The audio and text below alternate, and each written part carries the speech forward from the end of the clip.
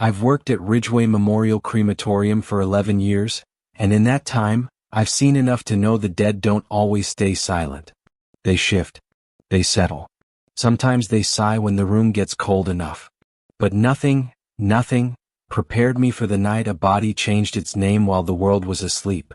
Most people think crematorium workers get numb to death. Maybe that's true for some.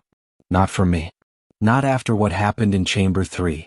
Not after the night I watched a man burn whose identity refused to stay still, like something inside him was fighting to be remembered. I still hear the paper tag fluttering at 3 a.m. Still feel the hair stand on the back of my neck when the refrigeration units hum too softly. Still see the corridor lights flicker in patterns that don't match the wiring. The worst part? This story didn't start with screams or shadows or anything you'd call supernatural. It started with a simple, routine intake. A middle-aged man brought in from a highway accident, zipped inside a black body bag, paperwork signed, identity confirmed. John Wesley Lambert. Age 43. Time of death, 11:32 p.m. Nothing unusual. Nothing strange. But when I opened the cooler the next morning, the tag on his toe didn't say John Lambert anymore. It said Elias Grain. Same handwriting. Same official tag. Same placement on the same cold, stiff toe. Only one thing had changed. The world no longer agreed on who that man was. I tried to tell myself it was a clerical error. A joke. Maybe exhaustion playing tricks on me during another long night surrounded by metal trays and industrial silence. But deep down, in the place we bury our instincts, I felt something else. Someone, or something, had reached into that cooler and rewritten the dead. And it wasn't finished. Because that night wasn't the last time the tag changed. It wasn't even the scariest. The scariest moment came later, when I realized the man whose name kept shifting had opened his eyes inside the furnace. And the face staring back at me didn't belong to either identity printed on those tags. If you think the dead can't come back, let me tell you, they don't have to come back to haunt you. Not when they can change your memory of who they were. And I'm terrified, because the last name that ever appeared on his tag was mine. I reported for the night shift the same way I always did. Keys clipped to my belt, steel-toed boots tapping against the concrete walkway, and a quiet hope that the night would stay ordinary. Ridgeway Memorial looked harmless from the outside, just another low brick building tucked between a community park and a row of closed storefronts. But inside, once the heavy doors shut behind you, the silence pressed in like a second skin. The fluorescent lights buzzed overhead as I walked through the corridor toward the intake bay. It was 11:47 p.m. The dead man from the accident had arrived 20 minutes earlier. The transport crew was waiting, their van backed up to the loading dock. I recognized both men. They were chatting about the upcoming football game, their laughter blunt and casual, the kind of noise people make when they're trying to pretend that body bags are nothing more than oversized duffel bags. "Evening," I said. "Long night ahead," one of them replied, tapping the gurney. "Got a tough one for you. Messy crash on Highway 18. I checked the sealed zipper, then lifted the tag clipped to the man's foot through the fabric. John Wesley Lambert. Everything spelled correctly, time-stamped, signed by the county investigator. Routine almost boring. We guided the gurney inside. The wheels rattled across the loading bay floor and into the prep corridor, the sound echoing in a way that always made it seem like someone was walking behind us. The men helped me transfer the body onto the stainless steel table, then left with a half-hearted wave. As I adjusted the gurney, one of the transport guys squinted at me. "You been here a long time, right?" he asked. 11 years, I said. He frowned. "Weird. I could have sworn I met you way before that. Like, years before you said you got hired." I laughed it off, but something about the way he kept staring at me, confused, almost unsettled, dug under my skin. When he finally shrugged and wheeled the empty stretcher out, I felt an odd chill. Like someone else's memory had brushed against mine, and didn't fit. The door shut. It was just me, the humming lights, and the bag. "All right, John," I muttered, snapping on my gloves. "Let's get you settled." I unzipped the bag slowly, releasing a sharp, metallic smell of blood mixed with hospital disinfectant. John's face appeared first, pale, slack, bruised from impact. His eyes were closed, lashes coated in dust from the scene. There was nothing particularly strange about him. He looked like someone who ate breakfast that morning without any idea the world would end by nighttime. For a moment, as I stared at his face, a strange thought drifted through me, one so faint I almost missed it. I couldn't remember the last birthday I'd celebrated. Not mine. Not anyone's. I tried to picture a cake, candles, even a small gathering, but the images slid away like water through my fingers. It wasn't alarming exactly, just hollow. A blank spot where a memory should have been. I shook it off, blaming the long shift, but the emptiness lingered like a pulse under my skin. I checked his jaw, chest, arms, standard documentation. His ribs were bruised, likely from the seatbelt. His fingers were scraped raw, suggesting he tried to brace himself. A small scar near his hairline caught my attention. Old, maybe from childhood. I noted everything down, made sure his ID matched the paperwork, and took the intake photos. The entire process took maybe 15 minutes. No whispers. No flickering lights. Just routine. When I slid him onto the rolling tray and into cooler D4, the temperature fogged my glasses. The metal rails squealed as I pushed him in. I shut the heavy door, hearing the familiar thud of the latch engaging. A mundane ending to a mundane intake. At least that's what I told myself. I moved down the hallway to check the inventory logs and finish paperwork. Ridgeway was quiet at night, painfully quiet. Our security cameras didn't record sound, but you could still feel every shift in the building. A freezer kicking on. A gust of air slipping under a door. A pipe clicking in the walls. Every noise carried too far, always seeming to come from behind you. Around 1:15 a.m., I grabbed a cup of stale coffee from the break room and headed back to the cooler to double-check my logs. A small habit, nothing more. But the moment I reached the cooler room, I paused. The strip of light under the door flickered. Once. Twice. I opened the door slowly. Inside, everything was exactly where it should have been. Every tray pushed in. Every door latched. A faint mist curled around the tile floor, drifting past my ankles. I walked down the aisle checking tags on each cooler door. A1, A2, B3, C5. All correct. When I reached D4, something tugged at the back of my mind, like a small instinctive warning. I rested my hand on the steel handle. It was cold, but that wasn't unusual. Just the night getting to you, I whispered, forcing a breath. I left the room, lights humming behind me, and finished the rest of my shift in relative calm. No alarms. No strange noises. No reason to think that anything was wrong. It would be hours before I realized that this was the last normal moment I'd have for a very long time. Because when I opened that cooler the next morning, John Lambert was no longer John Lambert. I came back the next morning running on 3 hours of sleep and a headache that pulsed behind my eyes. The building always felt different after sunrise, less haunted, less suffocating, but that day the hall seemed unusually cold. A kind of stillness clung to the walls, as if the place had been holding its breath all night. I grabbed the clipboard from the front desk and headed toward the cooler room to prepare the day's first cremation. Chamber 3 was already warming up. The air vibrated faintly with the low mechanical rumble of the furnace engaging. Routine. Familiar. I pushed open the cooler door, letting the white fluorescent light spill across the steel cabinets. My boots echoed across the tile floor. I walked straight to D4, already reaching for the log sheet. Then I froze. The toe tag wasn't the same. The handwriting was identical, black marker, crisp, bold strokes. But the name printed across the tag was not John Wesley Lambert. It read, Elias Grain. I stared at it for a solid 5 seconds before my brain caught up. I checked the paperwork tucked under my arm. Lambert. Checked the intake photos on my phone. Lambert. Checked the timestamp from last night. Lambert. I looked back at the tag. Elias Grain. A cold sensation slid down the back of my neck, like someone dragging a finger from my hairline to my spine.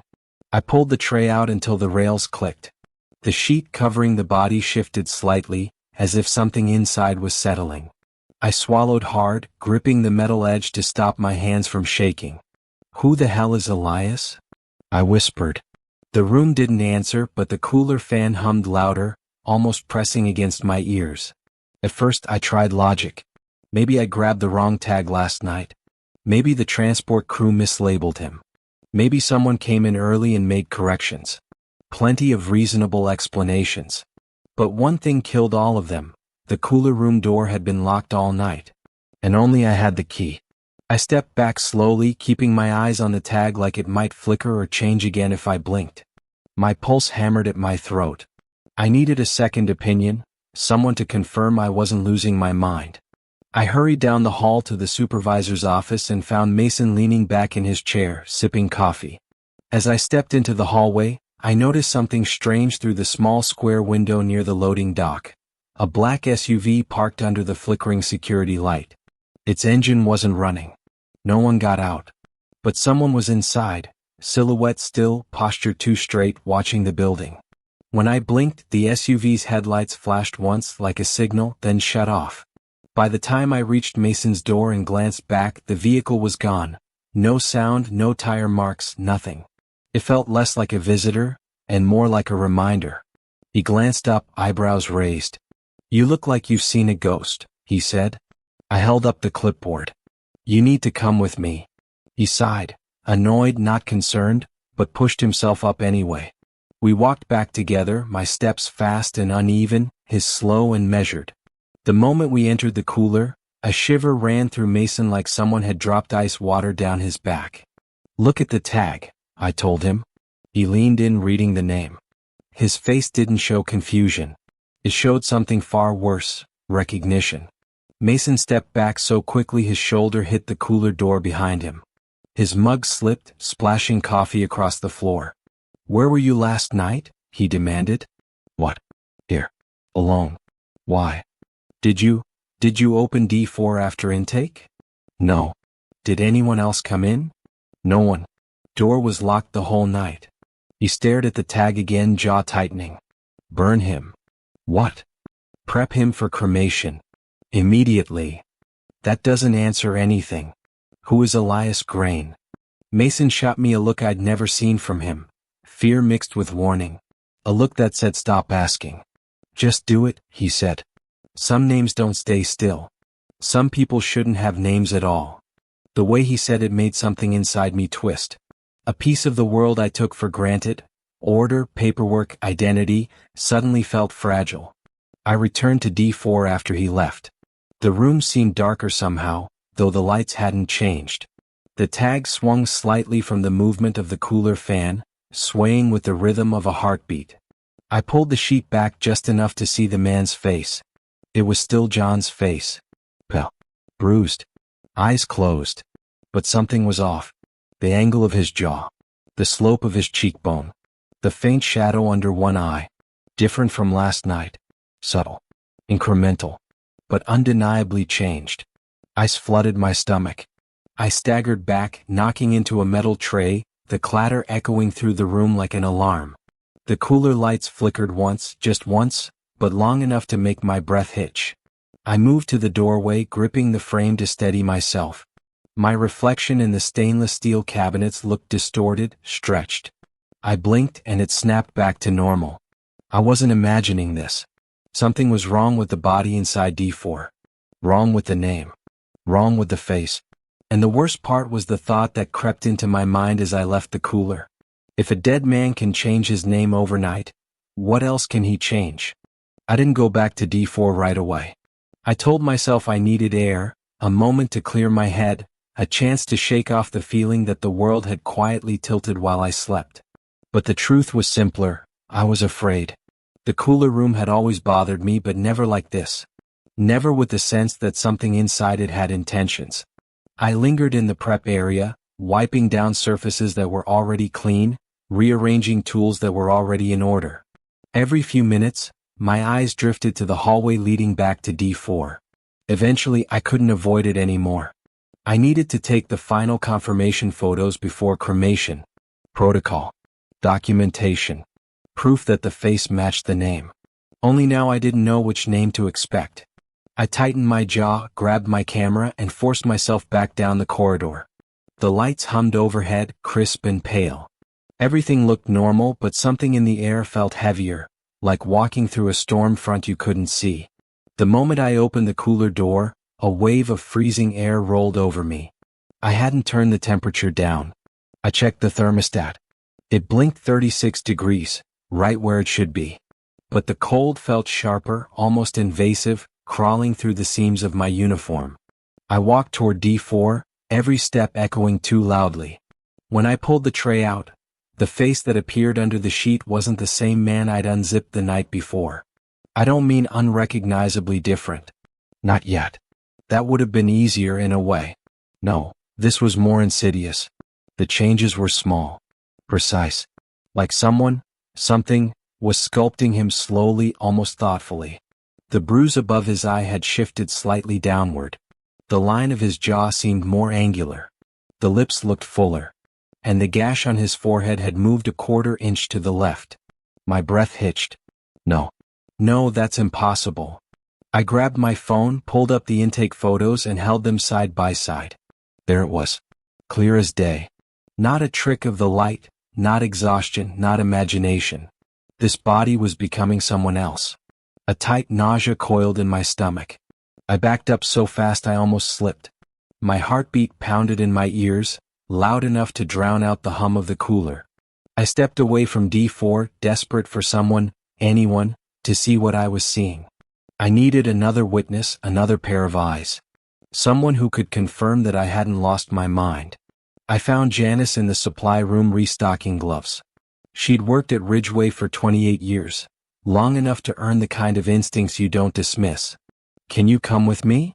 I asked. She looked up, narrowing her eyes. "What's wrong?" I didn't know how to answer. "Please." Janice followed me down the hallway. When we entered the cooler, she stopped just past the threshold. Something in her posture changed. Her shoulders stiffened, her breath hitched. I pulled out D4. She didn't gasp, didn't jump, didn't speak. She only stared. Her face drained of color. She stepped closer, then closer again, leaning in with the caution of someone examining something venomous. Finally, she whispered, "Not again." The words chilled me. "Not again?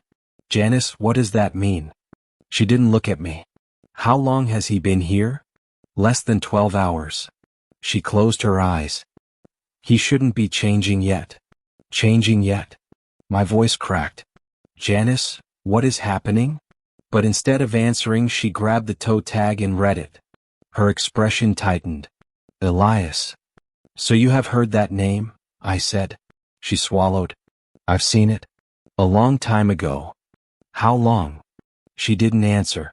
Instead, she turned her gaze back to the body, its subtly shifting face, its strangely restless posture. The sheet over the chest rose ever so slightly, as if the ribs beneath were expanding. But no air should have moved through a body this cold, this stiff. Janice reached out, her hand trembling, and pressed 2 fingers against the man's cheek. "Art. Testing." Her eyes widened. She snatched her hand back. "What?" I demanded. "The skin," she shook her head, words catching in her throat. "It's warm." Impossible. The cooler was freezing. My fingers were numb. There was no way. I leaned in, hesitating only for a second before touching his cheek. Warm. Not room temperature, warm.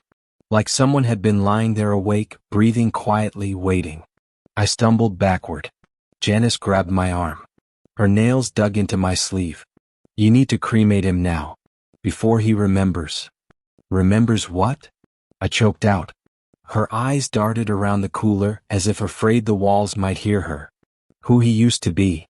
There was something awful in her voice, the tremor of someone reliving a memory they'd spent years trying to bury. I waited for her to explain, but she only whispered, "If he remembers, he'll look for the person who erased him." "Erased him?" My throat tightened. "Janice, what are you talking about?" She shook her head. "I can't be part of this again. I can't." Then she stepped away, almost stumbling as she moved toward the door. "Do what Mason said. Burn him." "Janice?" She didn't turn back. The cooler door thudded shut behind her, leaving me alone with a body that no longer matched its own face.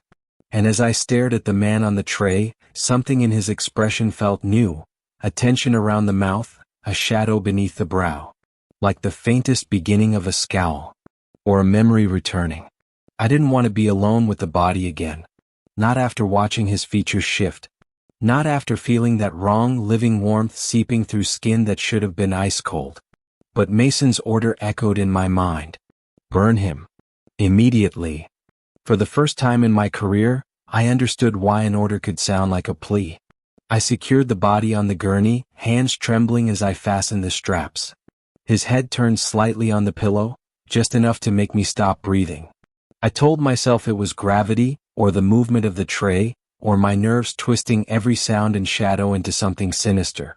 But when I leaned down to adjust the strap across his chest, his lips parted just a fraction, barely noticeable.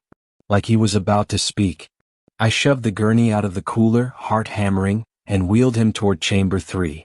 Every turn of the wheels echoed through the corridor like someone following close behind. The building felt wrong, heavier, air thicker, like the entire crematorium was waiting. When I reached the furnace room, the temperature hit me with a dry, oppressive heat. The chamber door was already open, the interior glowing a dull orange as the preheat cycle finished. Normally that light comforted me. Tonight it felt like standing in front of something hungry. I positioned the gurney at the base of the loading track. My palms were slick. My throat tight.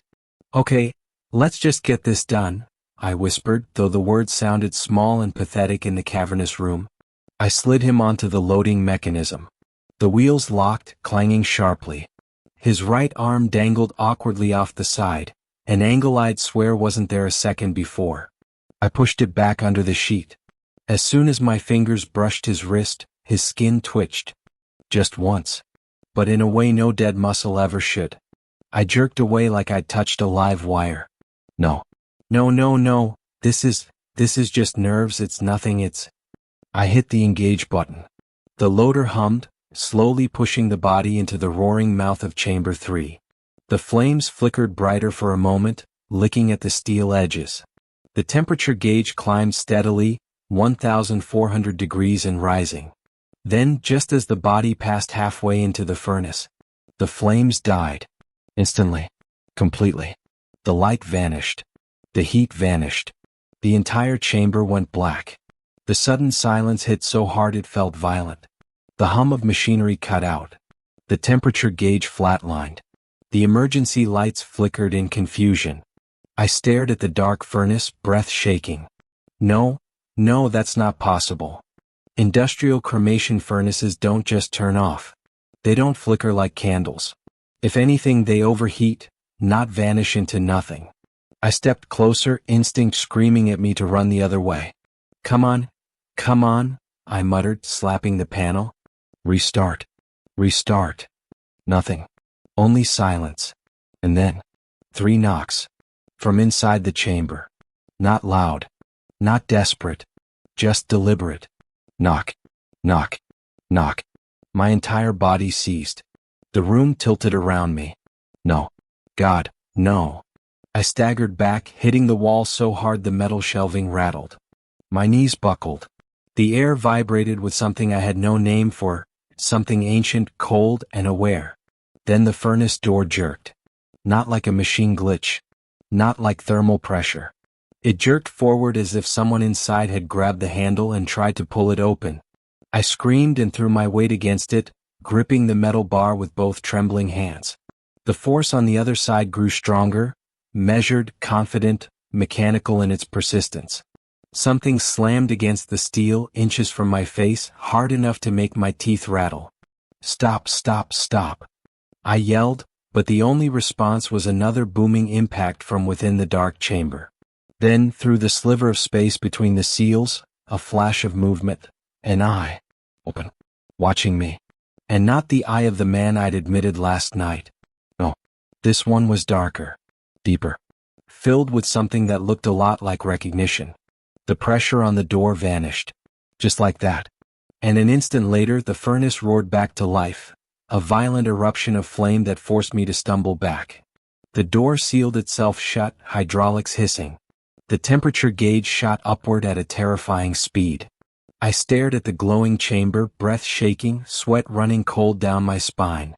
Whatever was inside that furnace wasn't just a body. And it hadn't wanted to burn. But something else, something stronger, wanted him gone. And for the first time I wondered, was I burning a man? Or burying something the world wasn't supposed to remember? The furnace stabilized after several minutes, roaring with a force that felt unnatural, like something inside was being held down, forced into submission. I watched from a distance, arms wrapped tightly around myself, sweat chilling on my skin despite the heat of the room. When the temperature finally leveled, the dread didn't fade. It only changed shape, settling heavier in my chest. I needed answers. Real ones.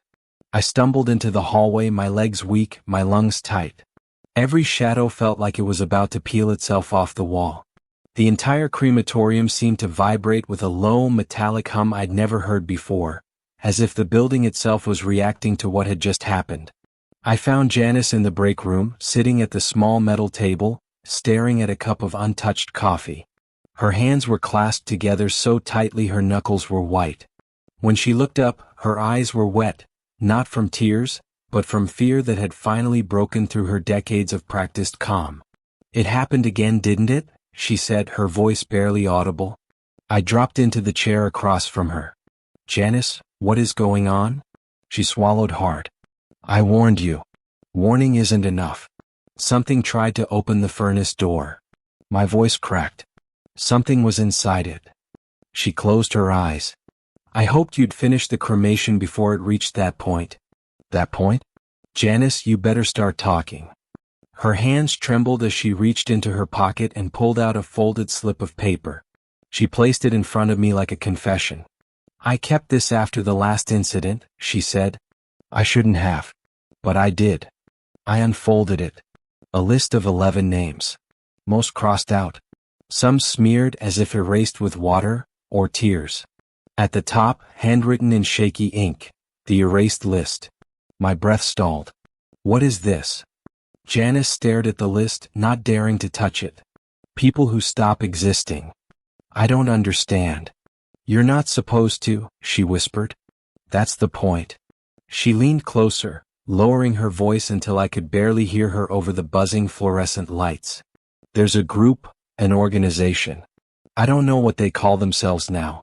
Years ago we called them OM. Some said it meant obscura manus. Others said Order of Memory. No one ever got a straight answer. What do they do?" She hesitated, then said the words like they hurt to speak. "They erase people." I stared at her. "You mean, kill them?" "No," she said. "I mean erase everything. Records, photos, birth certificates, hospital files, driver's licenses, even memories." "Memories?" She nodded. "I had a coworker once, her fiancé disappeared. She swore she lived with him for 5 years. But every picture in her home? He was missing from them. Her friends didn't remember him. Her family didn't remember him. Even she started to doubt herself." I felt the room tilt. "That's not possible." "I thought so too," Janice said. "Until we got a body here one night about 15 years ago. Same thing happened. Tag kept changing names." His face shifted. He remembered pieces of each name he'd once had. And then, she pointed at the list at one of the smeared lines. He remembered the man who erased him. A cold pulse ran through my chest. The memory of the furnace struggling, fighting, hit me like a gut punch. What happened to him? Janice's expression twisted. He didn't stay in that furnace. Not at first. Every hair on my arm stood up. Mason was there, she continued. He was a tech back then. He helped contain it. OM arrived within hours. They took the remains, and they made us forget most of what we saw. And you remembered? I wanted to forget, she whispered. But some things don't let you. I leaned back, gripping the table to steady myself. So the man in D4, he isn't just some accident victim. No, Janice said. He's someone who wasn't supposed to exist anymore. My heart pounded. Why change his name on the tag? Because he doesn't know who he is. He's reaching for any identity he ever had, grasping at the fragments left behind. The thought made my skin crawl. And if he remembers everything? Janice's voice dropped to a fearful rasp. Then he'll look for the person who erased him. And he'll keep looking until he finds them. She drew in a shaky breath. And if that person is still alive, God help them. The furnace alarm beeped down the hall, signaling the cycle was finishing. Janice flinched. "You need to leave this place," she whispered. "Tonight. Before the ashes cool." But I couldn't move. Because as I stared at the erased list, one detail cut through the panic like a blade. There were 12 spaces, 11 names written, one blank line at the bottom. And my stomach dropped as I realized it was waiting for someone. I didn't remember standing up. I didn't remember leaving the break room. One moment Janice's trembling voice was whispering, "Leave before the ashes cool," and the next I was already halfway down the furnace corridor, moving as if something was pulling me forward. Some instinct older than fear, older than reason. The air thickened with heat. The furnace alarm beeped again, 3 slow, pulsing tones that echoed like a warning. When I stepped into the chamber room, the first thing I noticed was the smell. Not smoke. Not ash. Burned metal. Sure. Bitter. Wrong. Chamber 3 had completed its cycle, but the temperature was still rising, not falling. The heat pressed against my chest like invisible hands. Sweat beaded instantly across my forehead. I walked toward the furnace door, pulse pounding even as every part of me screamed to turn back. The metal shields trembled as if something inside was shifting. I hit the panel to open the chamber. Nothing happened. I hit it again harder. Come on, come on. The lights above me flickered, the room dimming just enough for the shadows to grow long. Then click. A single mechanical release. But it wasn't the panel. The furnace door unlocked itself. I stepped back. The door creaked open about 3 inches. A blistering wave of heat rushed out, carrying with it a faint whisper of sound, like a breath drawn through singed teeth. I forced myself closer, inch by inch, until I could see inside. The chamber should have been empty. After a full cycle, there should have been only ash. Fine gray powdery. Clean. Instead, a shape sat upright inside the scorched interior. A silhouette. Charred. So. At first I thought it was just a remnant of bone structure, some anomaly in the way the remains settled. Then it moved. A slight tilt of the head. A quiet, unnatural crack of vertebrae shifting back into place. My throat tightened, air refusing to go in. No. No, this isn't. The figure leaned forward, its burnt flesh brittle but purposeful, and something glinted on what remained of its wrist. A metal tag. The toe tag. The same one I'd seen that morning. The same one that now read Mason Hartwell. A noise behind me made my heart lurch. I spun around. Mason stood in the doorway, pale, sweating, eyes wide with a horror I'd never seen on another human being. He stared past me into the furnace. He remembered. "Mason, what the hell is this? Why is your name on his tag?" His lips trembled. "Because I erased him." The words hit the air like a confession dragged up from somewhere rotten. "I was young," he said, voice shaking. "OM recruited me. They told me it was necessary. That some people needed to disappear, for the good of others. For the safety of the world. And you believed them?" "I didn't know what erasing did to them," he said, eyes glossy, haunted. "I didn't know it left them lost. Stuck between who they were and who they weren't allowed to be." Inside the furnace, the figure shifted again. Its head turned toward Mason. Not toward me. Not toward the hallway. Toward him. A guttural sound scraped through the chamber, like a voice trying to force itself through burned vocal cords. Mason staggered back. "I'm sorry. Please, please, I didn't know." The furnace door slammed fully open. The heat struck us like a physical blow. And the figure inside rose. It didn't walk. It didn't step. It pulled itself forward, hands scraping along the seared steel, leaving streaks of blackened residue. Its body cracked with each movement, pieces of charred flesh breaking away but reforming, shifting, rebuilding. Mason screamed. "I'm sorry," he begged, collapsing to the floor. "I'm sorry, please." The figure's head tilted, the sockets where eyes once sat glowing faintly with something that wasn't fire. Recognition. Purpose. Judgment. I reached for Mason, trying to haul him up. "We have to go. Move." But he wasn't moving. His entire body had locked in terror, his fingers digging into the tile. The figure leaned down toward him. Its jaw opened, and the temperature gauge behind me shattered, a burst of sparks exploding across the room like fireworks. Everything went white-hot, blinding, roaring, consuming. And then, there was silence. A silence so deep, so total it felt like the world had paused. When the heat faded, when the room settled, when the lights flickered back, Mason was gone. And the furnace door was closed. I don't remember leaving the furnace room. I don't remember running down the hall, or pushing through the exit door, or collapsing on the asphalt outside with my lungs burning like I'd inhaled fire. What I do remember is the silence. A silence too clean, too complete, like someone had wiped the world around me with a cloth soaked in bleach. When I finally forced myself back inside, everything looked normal. Too normal. No shattered gauge. No scorch marks. No sign that anything had ever crawled out of a 1,600-degree chamber. Even Chamber 3's log sheet, which should have shown the spike, the malfunction, the emergency override, was blank for the entire cycle. Just a clean, empty space where data should have been. I checked the cameras next. The footage was gone. Not corrupted. Not glitched. Gone.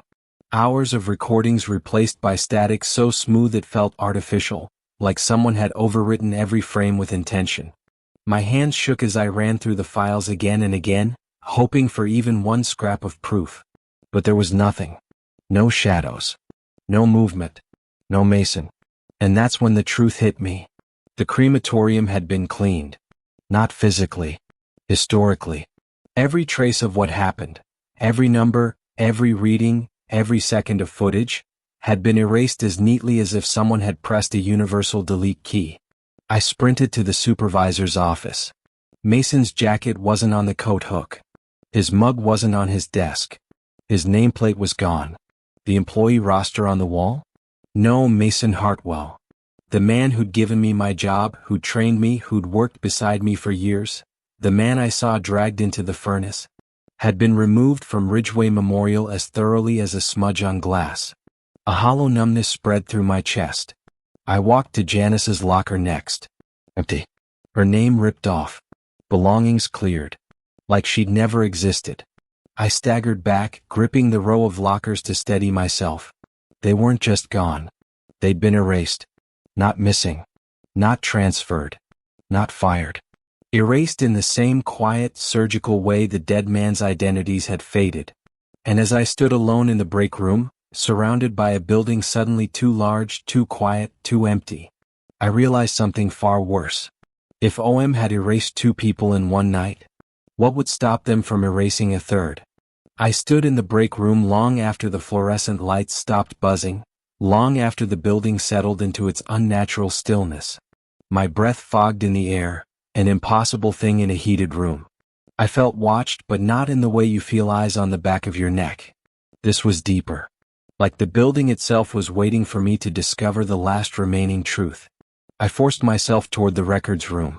If Mason and Janice were erased, there had to be signs, gaps, mismatched files, ghosts of people and systems built to track everything. I pulled out the intake logs, flipping through page after page. My own handwriting stared back at me in neat rows. Dates. Serial numbers. Case IDs. Then something caught my eye. A line entry from 15 years ago, the same year Janice said the last erased incident occurred. A name. A case number. Marked deceased. The name was mine. I froze, finger resting on the faded ink. My name. My birth date. My signature on the intake line, confirming the arrival of a body labeled as me. My mouth went dry. I reread it twice, then again, hoping the letters would rearrange themselves into something that made sense. They didn't. I flipped through the employee files. My hiring date was 2 years earlier than I remembered. My emergency contact information was blank. My HR form had no address listed, no previous employment, no medical records attached. The deeper I looked, the worse it became. I wasn't missing from the system. I wasn't altered. I had been reinserted. As if someone took me out and then put me back in. My legs nearly gave out. I clung to the file cabinets, breath shaking, a terror blooming in my chest unlike anything I'd felt in the cooler or at the furnace. The list had 11 names. One blank space waiting. Maybe it wasn't waiting anymore. Maybe it had been mine all along. I don't know how long I stood there, staring at the file that claimed I'd died 15 years ago. Long enough for the building's hum to fade into a low, pulsing silence. Long enough for a cold certainty to settle in my bones. I wasn't supposed to be here. Not alive. Not working. Not remembering. Someone, OM or whatever hid behind those initials, had rewritten me the way someone edits a typo. They removed a life, then penciled in a ghost version to take its place. And now that I'd uncovered it, the world around me began to shift. The overhead lights dimmed. The temperature dropped. The metal cabinets rattled softly as if something inside was waking up. Then I heard it. 3 knocks. Soft, steady, coming from the hallway. I turned slowly, heart pounding so loud it drowned out everything else. The corridor was empty, just a strip of pale light stretching toward the cooler room. The knocks came again. This time from behind me. I spun around. The break room door was closed, but a white tag lay on the floor, slid halfway under the frame. My pulse stuttered. I forced myself forward, every step heavier than the last. I crouched, reached trembling fingers for the tag and pulled it into the light. Black marker. Crisp strokes. Fresh ink. My name. A breath I didn't know I was holding slipped out in a trembling whisper. No, please. The lights flickered once. Then again. Then everything went dark. And in the darkness, a whisper close enough to feel against my ear. It's your turn.